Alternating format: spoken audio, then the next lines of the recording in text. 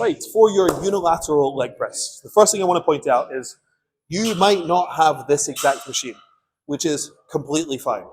These technique cues apply to every leg press that I would have you do, okay? So for the unilateral leg press, the first thing that I want you to take note of is your leg press will allow you to adjust the angle of that back support.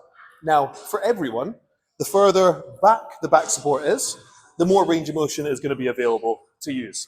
Now, one thing that we know about muscle growth is more range of motion is always better, but only within the context of it not hurting you if you have any injury limitations, or if you have any mobility limitations that prevent you from making use of that depth.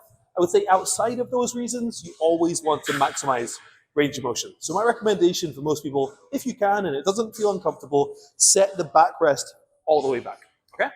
Now, next, really, really easy, we're gonna dive in.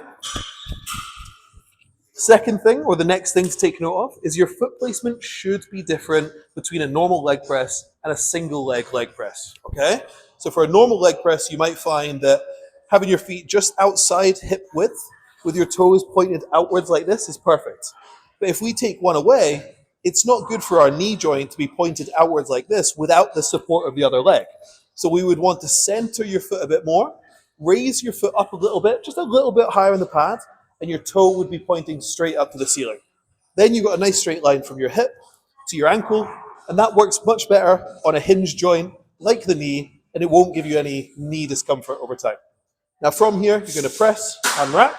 I still want you to hold tightly onto the handles and also lie back, because that's going to maximize stability, but then also lying back maximizes the stretch you get. You're going to hold the handles nice and tightly, maximize that stability, lean back.